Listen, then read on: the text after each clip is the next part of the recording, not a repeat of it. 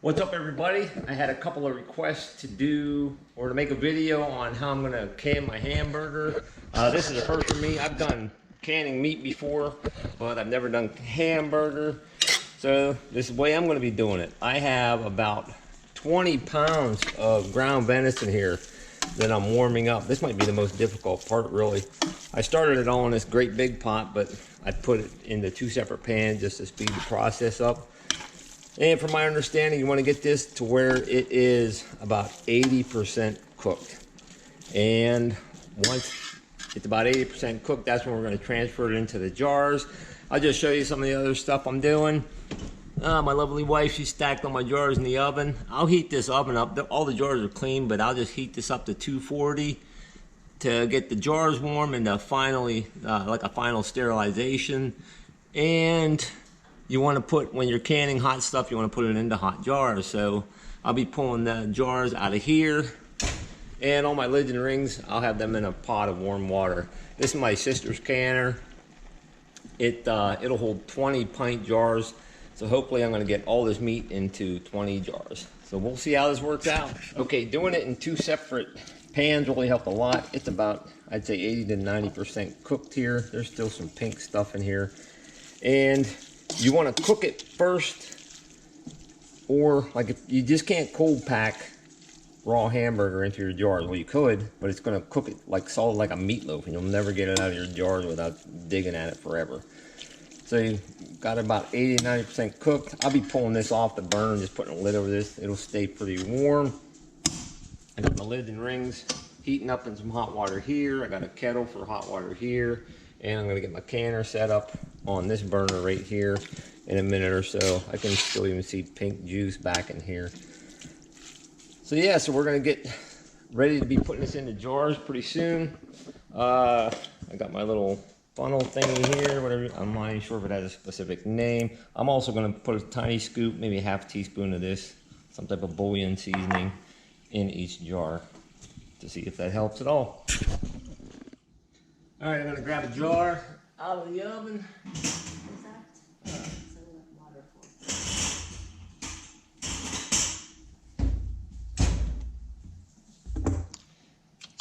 Now we're going to scoop our meat in up to about a 1-inch line. Give her a little tap down here. Ooh, that jar is nice and hot, that's for sure. Ooh, I don't want to break the jar either. I get a little wild here, maybe a little too violent here. Tap it harder than I should. Add a little more meat. You don't want to smash that meat down in there again. I'm about right here. That's about like the 1-inch line here. Add a little bit. Nah, that's going to be good enough here.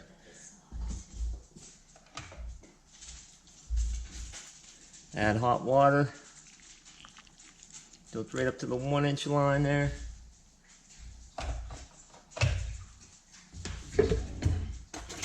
One second, I forgot. Take a butter knife here or something, poke it down in there, get some any last air bubbles out of there. Looks like I might be doing 2 batches of this, I don't know. That or we'll be having some of this for supper.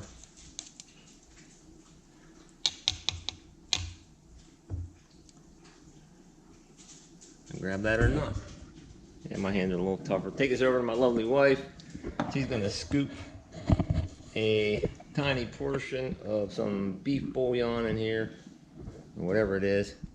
Yeah, do that. A little clump in there, good enough. I said all this stuff is experimental. Pop that out.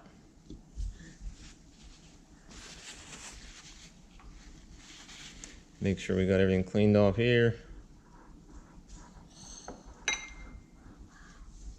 Drop one lid on. You think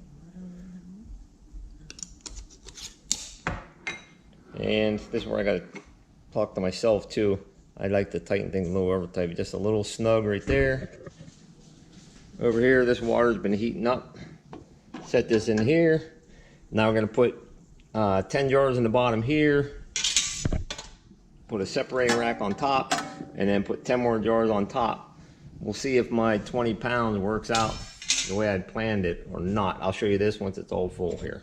All right, I got my 20 jars filled. And I was surprised. I was sort of skeptical whether I could get a full pound into these jars. And I mean, I didn't get exactly a pound, but I had 20 pounds of meat to start with. And I probably have maybe 1.5 pounds left in here, I would say. I mean, if I would have just put a small, like that much more in each jar or so, it would have used all this up easily.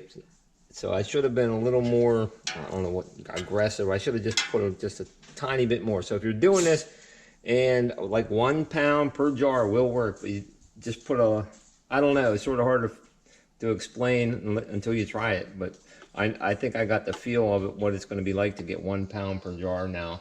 And if I do it again, it's exactly what I'm going to do. I'm going to cook 1 pound per, 1 pound per, what are these, half pints or whatever, pint jars, that size.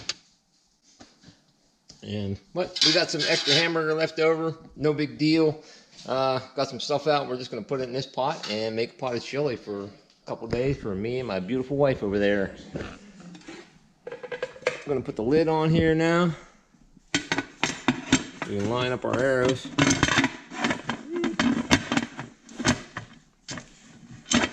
See, trying to film this stuff, doing stuff one-handed. Man, you guys don't know what I put myself through for this. Line up that V, turn that baby this way.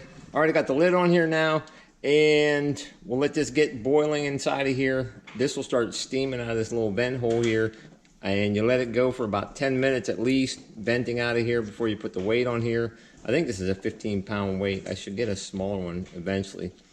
But eventually put this on here, and this thing will slowly start coming up, and it'll seal up. And then you watch the pressure, and you wait until it gets up to 12 pounds at our elevation. I think it's like 12 pounds. It usually goes up to about 13 pounds. And then you start your timer for 75 minutes for this size jar. If you do quart jars, it goes for 90 minutes for meat. And even if it drops below like 10 pounds, you have to restart your timer. So it needs to go continuously at 12 pounds or better to get up to that 240 degrees for 75 minutes to kill all that bacteria and stuff in there, whatever can live through that. So once that starts venting, I'll show you that, and then I'll show you when this little thing pops up. And then probably after that, I'll be just showing you pulling them out of here. All right, that vented for 10 minutes. I put my weight on top. Now this thing, it won't start building up pressure until this little thing pops up here. Eventually, just gotta be patient. The first time I did this, I was trying to make that come up on my own, which is stupid. And just wait for that to come up. Once that comes up, then it'll start building up the pressure. All right, up above the 12 pounds here, I was somewhat concerned that even on the lowest setting, it might go, like start rattling at 15 pounds. Our old electric stove would, even on a real low setting, it put out too much heat and inconsistent or something. It would constantly go up above 15. This seems to be holding steady right at about like 12 or 13 pounds. So I already started a timer. Yeah, here's the little button that comes up before it starts building pressure. But I already started a timer, and when this holds off, I'll show you the next step. All right, 75-minute timer's up. And now heat is off, and we just got to do a patient waiting game now. A lot of this, once you get it going, that's literally what it is. You just wait for things to take place. Wait 75 minutes for that to cook. And now we're going to wait for that to go back down to 0 pounds and wait for this little button to drop as well. Don't try to speed this up by cracking the lid or pulling off that thing or anything. I've been there and done that I've scalded myself and all kinds of dumb stuff. Just let it do its thing. All right, pressure's at 0. Little button went down. I'm gonna pull this off. And we'll crack the lid here. Lift it away from my face. I learned that the hard way too. Pretty much I learned everything the hard way. And there we go.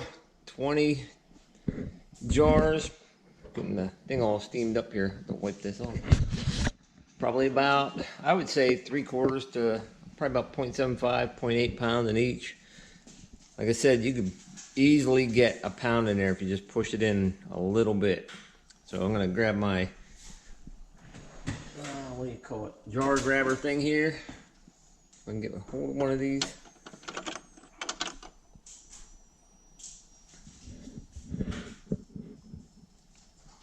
And you notice there's no water up here. I mean, you only put like 3/4 of water in there. That has nothing, that just creates the steam and all the heat and stuff. So you can see they're still bubbling like crazy. Wow, I think one popped already. It sounded like. Now we sitting there and won't get to listen for these things to seal up. They'll bubble for, oh, I don't know how much longer, for a while.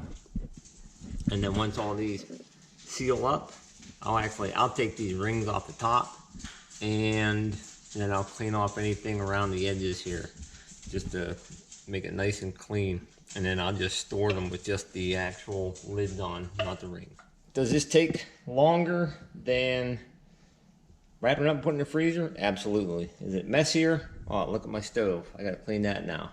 Absolutely it's messier, but now that this is done, I throw these up in the cupboard, pull them out when we need them. And it clears up room in the freezer for more stuff. There we go, got all the rings off them and wiped off nice and clean. They're nice and cool right now. I mean, you can do the shake test upside down to make sure you got a good seal. They're all sealed up really nicely. Just by shaking it around, I can see the hamburger just coming apart in there nice and easily. I definitely could have pushed a little more hamburger in there and used up that entire 20 pounds of hamburger just by pushing a little bit more into each jar for sure. So if you decide to do this and you're doing these little pint jars, you could do 1 pound per each. Just if you're doing it for the first time, you're not real sure, maybe have something prepared to cook with the hamburger afterwards, like I did. I made a pot of chili out of it, didn't waste any meat.